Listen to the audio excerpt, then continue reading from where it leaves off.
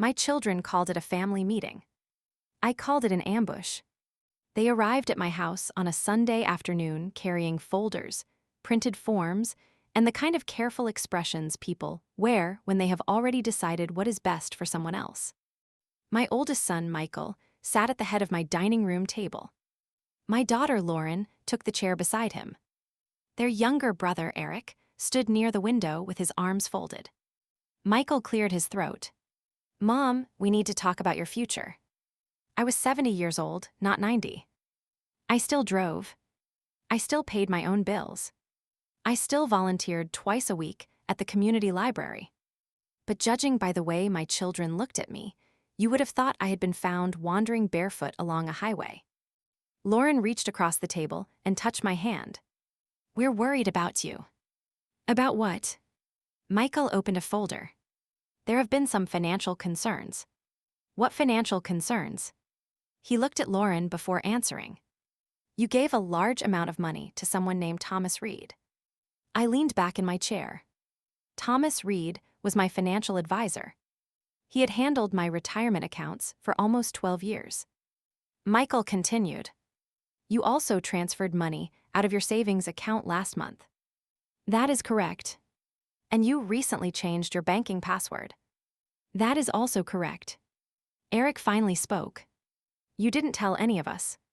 "I didn't know I needed permission." Lauren sighed. "No one said permission." Michael slid a document toward me. "We think it would be better if one of us took over your finances." At the top of the page were the words "durable financial power of attorney." Michael's name had already been typed into the section, identifying the agent. They had not come to discuss my future. They had come to take control of it. I looked at the three people I had raised, supported, forgiven, and protected for more than 40 years. Then I looked at the signature line, waiting for my name. "I see," I said. Michael relaxed. He thought I was about to sign. Instead, I reached into my handbag and removed a single envelope from North Valley Bank. "I brought something too," I said. The letter inside that envelope did not accuse my children of a crime. It did not involve the police. It did not contain some magical inheritance. It simply explained who owned the money they were trying to control. And by the end of that meeting, my children would understand that concern and entitlement are not the same thing. My name is Margaret Ellis. For most of my adult life, I was known as Mrs. Ellis, the middle school secretary who remembered every student's birthday and always had an extra pencil in the top drawer. My husband, Richard, worked as an electrician. We were not wealthy when our children were young.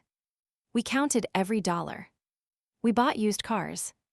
We took vacations within driving distance. When the washing machine broke, Richard repaired it twice before we replaced it. Michael was our first child. He was responsible from an early age. He liked rules, plans, and knowing exactly what would happen next. Lauren came 3 years later. She was affectionate, social, and excellent at persuading people. Eric was the youngest. He was creative, impulsive, and often rescued by the rest of us. I loved them equally. But loving children equally does not mean they grow into equally healthy adults. Michael became an accountant. Lauren worked in pharmaceutical sales. Eric opened a small restaurant that succeeded for 2 years, struggled for 3, and finally closed with more debt than he admitted. Richard and I helped all of them. We paid part of Michael's college tuition. We covered Lauren's rent during her first year after graduation. We loaned Eric money twice. The first loan was repaid. The second was not. Richard never complained. "There are children," he would say. I agreed. But over time, help became expectation. If Michael needed a down payment, he called. If Lauren wanted help with private school tuition for her daughter, she asked. If Eric fell behind on a credit card, he appeared at our kitchen table with promises. We did not always say yes. But we said yes often enough that our children began to view our savings as a family resource. That mistake did not become obvious until Richard died. He passed away 3 years before the family meeting. It was sudden. He had gone outside to trim a branch near the garage. 20 minutes later, I found him sitting on the back steps, unable to speak. The stroke was massive. He died the following morning. For the first few months, my children were attentive. Michael organized the insurance paperwork. Lauren brought meals. Eric repaired the loose railing on the porch. I was grateful. Grief makes ordinary tasks feel heavier than they are. Opening the mail exhausted me. Grocery shopping felt pointless. Some days, I sat in Richard's chair and listened to the house settle around me. But I was not incapable. I was grieving. There is a difference. As the months passed, my children began making suggestions. Michael said I should sell the house. Lauren said I needed to move closer to her. Eric said I should give up driving at night. Most of their suggestions sounded reasonable when considered separately. Together, they created a pattern. Every conversation about my future ended with less control for me and more access for them. Michael wanted his name added to my checking account. Lauren wanted a copy of my medical records. Eric wanted to borrow against the house so he could open another restaurant. I refused all three requests. That was when the mood changed. They did not become openly cruel. They became concerned. Concern is a useful word when someone wants control without admitting it. Michael began asking whether I had forgotten appointments.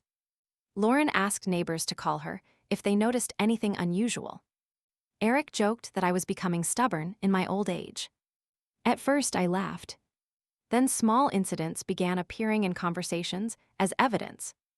I once left my reading glasses at Lauren's house. 2 weeks later, Michael asked whether I was misplacing things. I paid the electric bill twice because the utility company changed its online system. Lauren mentioned it for months. I forgot the name of an actor during dinner. Eric exchanged a look with Michael. None of these things prevented me from managing my life. But my children collected them. Then came the money. After Richard died, I met with Thomas Reed, our longtime financial advisor. Richard and I had built more savings than our children realized. We had been careful. Richard invested steadily through his union retirement plan. I contributed to my own account through the school district. We paid off our house. By the time Richard died, the total value of our retirement and investment accounts was a little more than $1 million. That number sounds enormous until you remember it may need to support someone for 20 or 30 years. Thomas helped me restructure the accounts. We created a monthly income plan. We set aside money for future care. We updated beneficiaries.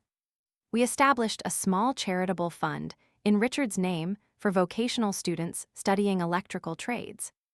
My children knew about the scholarship fund. They did not know the amount. That was deliberate. Richard and I had discussed it before his death. He believed our children should inherit something, but not everything. They need to build their own security, he once said. Otherwise, they will spend their lives waiting for hours. At the time, I thought he was being overly cautious. After he died, I began to understand. The first real warning came from Eric. He visited one evening with a business plan. He wanted to open a smaller restaurant with a former chef he knew. He needed $75,000. I can repay it within 3 years, he said. You still owe me from the last business. That was different. How? The pandemic destroyed everything. The restaurant was already losing money. He became defensive. I thought family was supposed to help each other. We have helped you. So that's it. That is it for business loans. He left angry. A week later, Michael called. He began the conversation by asking how I was sleeping. Then he mentioned Eric. He is worried you misunderstood his proposal. I understood it. He said the investment was secured. It was not. Michael paused. Would you feel more comfortable if I reviewed it? No.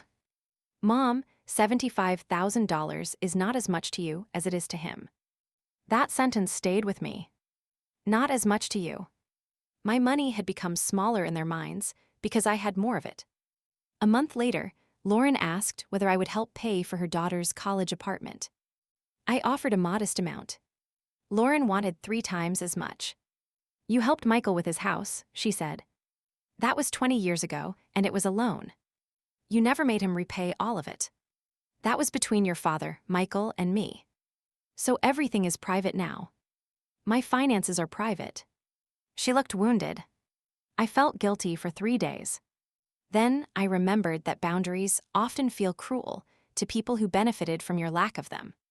The transfer that triggered the family meeting happened the following spring. Thomas called to tell me that a certificate of deposit had matured. I instructed him to move $120,000 into a new account at North Valley Bank. The account was part of a plan to purchase a small duplex. I wanted a conservative investment that could produce rental income and eventually support the scholarship fund. The duplex was owned by an elderly couple from my church. They wanted to sell without dealing with a large property company. I had the property inspected. I hired an attorney. I reviewed the finances with Thomas. It was not an impulsive decision. But Michael saw the transfer. 2 years earlier, I had allowed him to help me set up online access for one of my accounts. I had forgotten that the account was connected to a financial dashboard he used when preparing my taxes. He was not an owner. He was not authorized to move money. But he could see the balance. When he noticed the transfer, he called Lauren. Lauren called Eric. No one called me. Instead, they investigated. They searched for Thomas online. They found that his office had recently moved. They decided that was suspicious. They saw the name of the couple selling the duplex and assumed I was being manipulated. They even contacted my bank and tried to ask about the account. The bank refused to provide information. That refusal made them more convinced something was wrong. Then Michael called and invited everyone to my house. He said we needed to discuss Richard's estate. I agreed because I believed the meeting concerned an old insurance document. I learned the truth when they placed the power of attorney form in front of me. Michael spoke calmly. Mom, this is not about taking anything away from you. The document said otherwise. It gave him broad authority over my bank accounts, investments, property, contracts, and financial decisions. The form would become effective immediately. Why is your name on it? I asked. Because I am the most qualified. Lauren nodded. He's an accountant. I know what he does. Eric walked away from the window and sat beside Lauren. This would protect you. From what? People who see a widow with money. The insult was carefully hidden inside concern. I looked at Michael. Did you access my financial dashboard? He hesitated. I noticed a transaction. That was not my question. Yes. Did you tell Lauren and Eric? They are family. Did you ask me about the transaction? We thought it would be better to understand the full situation first. How did you do that? Lauren answered. We looked into Thomas. You searched his name online.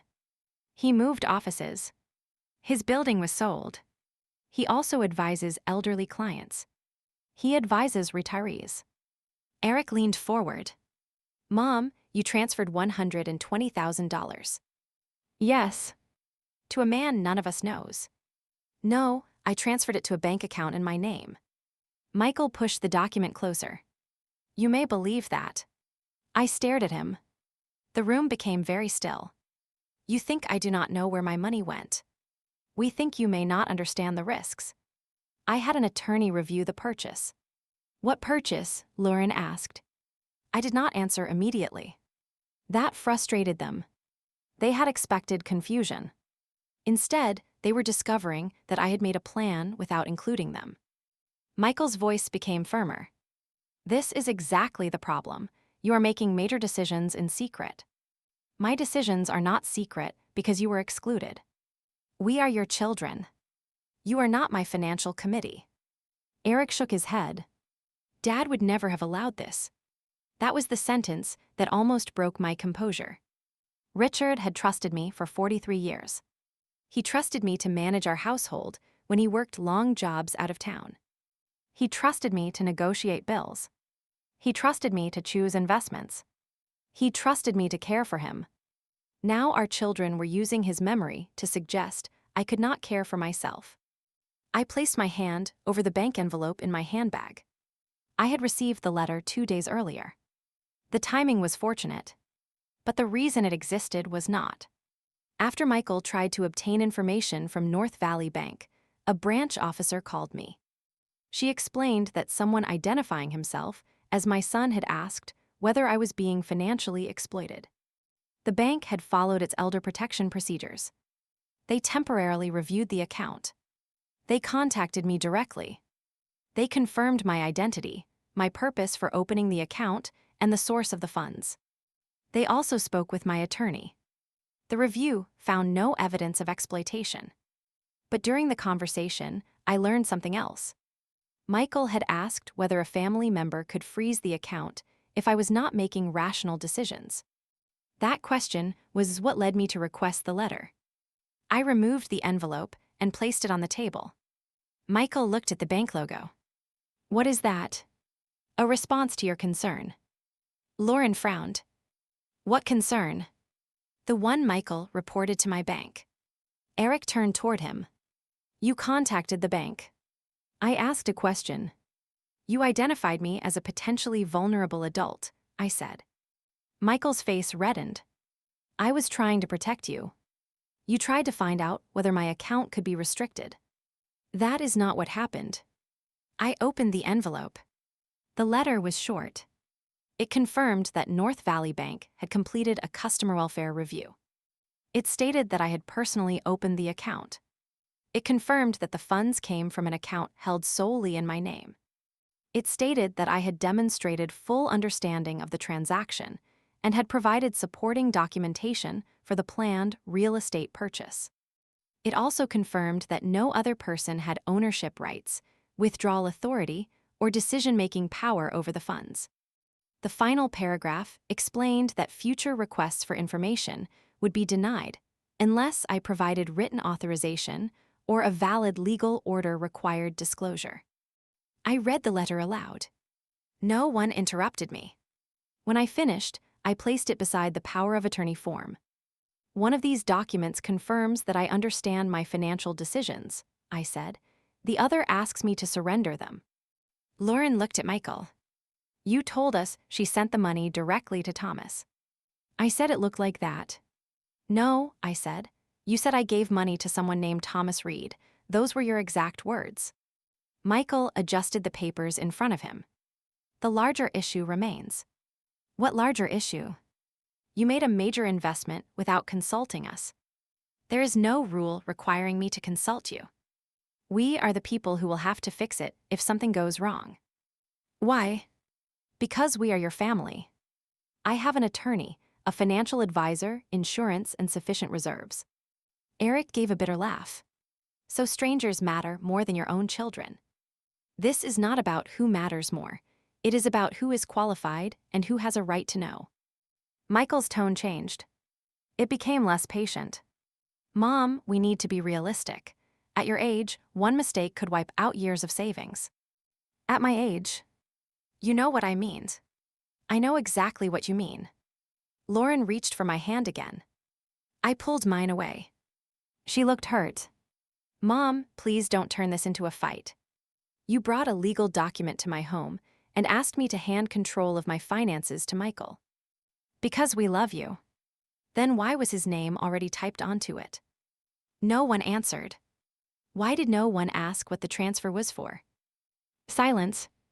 "Why did Michael contact my bank before speaking to me?" Still nothing. The meeting had reached the point where concern could no longer hide the truth. They did not trust me. But that was not the whole problem. They were also afraid of what my independence might cost them. I looked at Eric. "How much do you still owe from the restaurant?" He looked down. "That is not relevant." "It is relevant to me." "About 40,000. "Michael." He stared back at me. "What?" "How much were you hoping to borrow for your son's law school tuition?" Lauren turned toward him. "You asked her for money." "I mentioned it."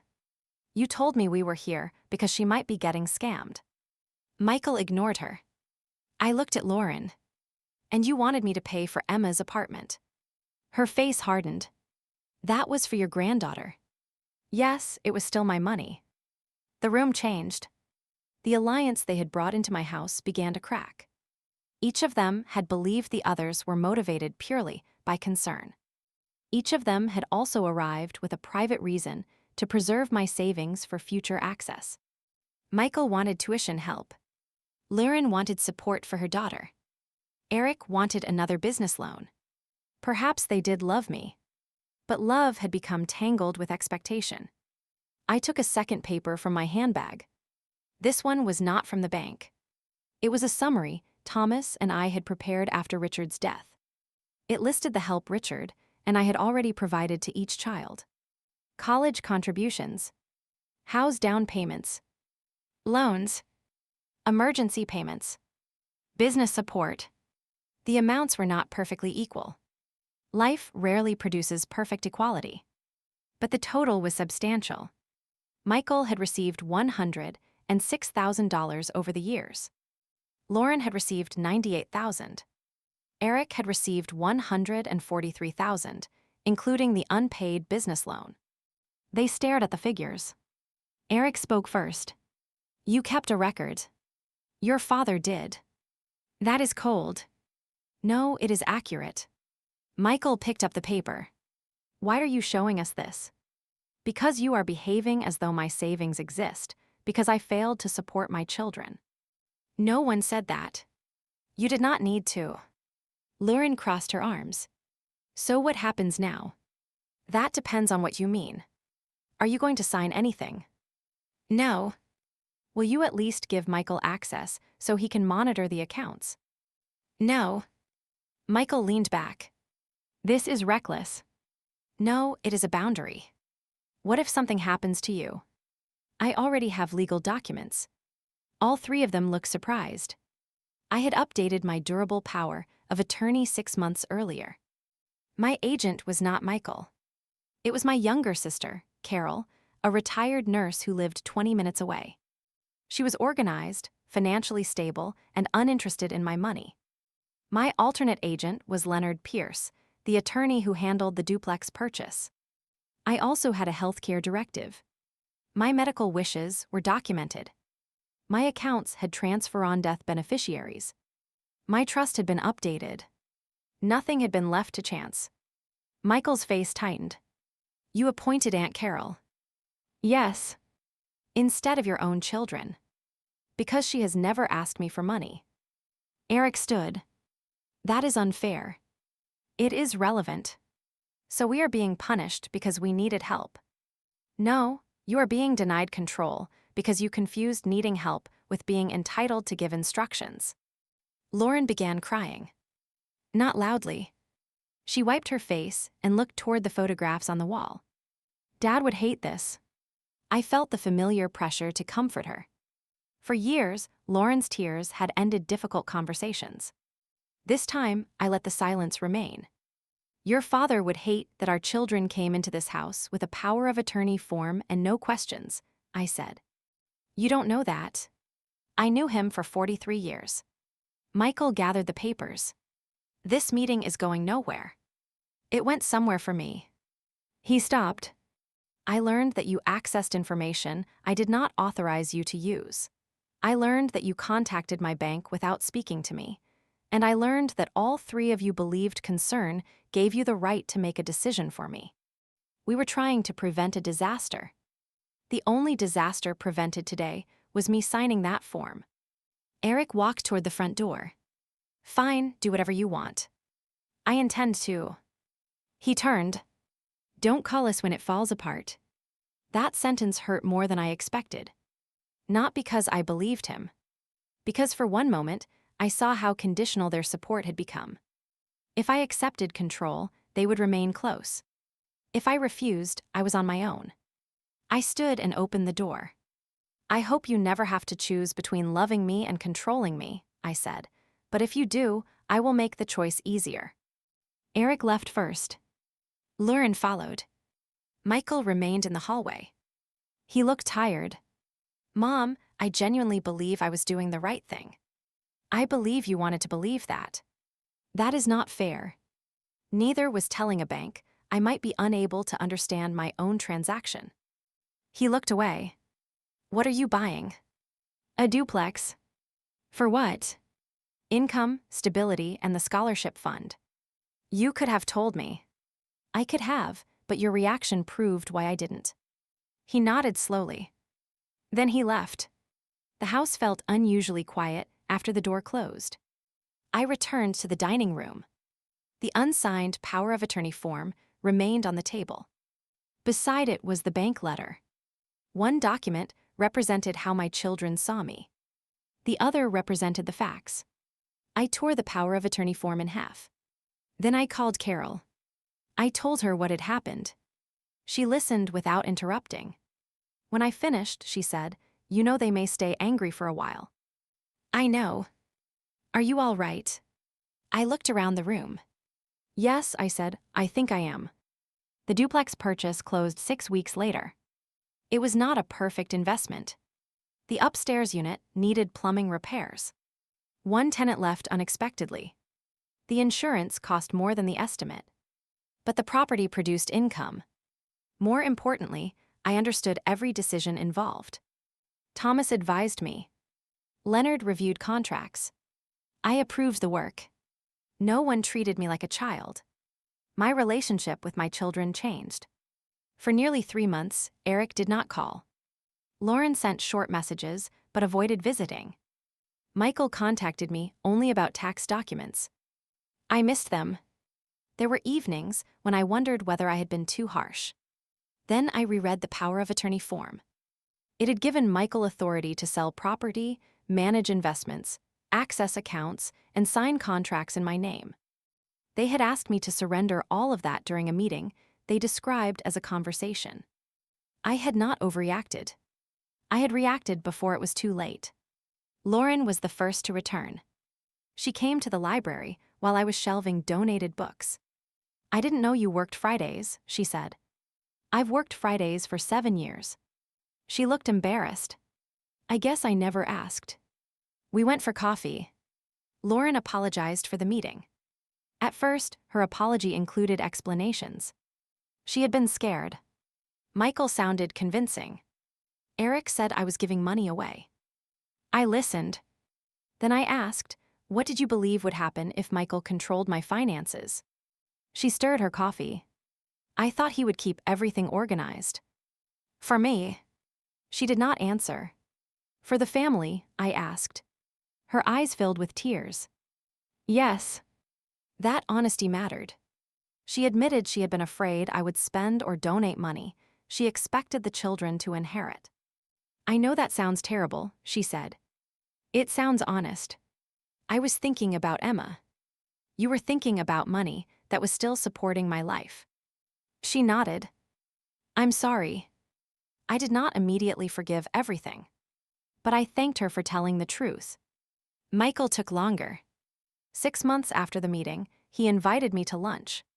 He brought no folder. He said the tax dashboard had been removed from his computer. He also admitted that contacting the bank had been wrong. I was convinced I could see the situation more clearly than you, he said. Why? Because I'm an accountant. That explains your confidence, not your authority. He smiled slightly. I know. Then he told me something I had not known. His firm had reduced partner distributions. His son had been accepted into an expensive law school. Michael was worried he could not provide the same advantages he believed I had given him. So when I saw the transfer, he said, I thought you were risking money that could solve problems for all of us. At least you understand it now. I do. Do you still think I should have consulted you? He considered the question. No, but I wish we had the kind of relationship where you wanted to. That was fair. Trust had broken in both directions. We began rebuilding it. Eric was the last. Almost a year passed before he came to see me. He looked thinner. He had taken a management job at a hotel restaurant and was slowly paying down his debt. I was angry because I thought you had chosen strangers over your children, he said. And now I think I was angry because strangers did not owe me anything. I smiled. That is honest. He apologized for telling me not to call when everything fell apart. Then he began repaying the old loan. Not much. $200 a month. The amount mattered less than the decision. My children still disagree with me sometimes. Michael thinks the duplex requires too much maintenance. Lauren believes I should travel more. Eric thinks I should enjoy the money instead of planning scholarships. But now they offer opinions. They do not issue instructions. They ask before reviewing documents. They do not contact my bank. And no one has brought another power of attorney form to my dining room table. The scholarship fund in Richard's name has supported 6 students so far. One of them sent me a letter after completing his electrical certification. He wrote that the scholarship allowed him to reduce his work hours and finish training sooner. I keep that letter beside Richard's photograph. The duplex continues to produce income. I still drive. I still volunteer. I still forget names occasionally. I once left my phone in the refrigerator while putting away groceries. Getting older has not made me perfect. But independence does not require perfection. No adult would retain control of their life if one forgotten bill, one misplaced pair of glasses, or one unpopular financial decision were enough to remove it. The bank letter remains inside a drawer in my desk. I kept it because it reminds me that the most important sentence in the document was not about the money. It was about authority. No other person had ownership rights or decision-making power over my funds. My children held a family meeting to take away my independence. They arrived with forms, arguments, and concern carefully arranged to look like love. I brought one bank letter. The letter did not end our family. It forced us to build a more honest one. My children learned that inheritance is not ownership. Concern is not permission. Professional experience does not create authority over another adult. And I learned that saying no to your children can be painful without being wrong. I did not raise my voice that afternoon. I did not threaten anyone. I did not need revenge. I only needed the truth in writing and the courage to place it on the table. Sometimes independence is lost all at once. More often, it disappears through small permissions. One password. One signature. One person added to an account. One decision you allow someone else to make because arguing feels exhausting. That is why boundaries matter before a crisis. That is why documents should be read before they are signed. And that is why love must never require you to surrender control of a life you are still fully capable of living. My children came to decide my future. Instead, I reminded them who it belonged to. Me.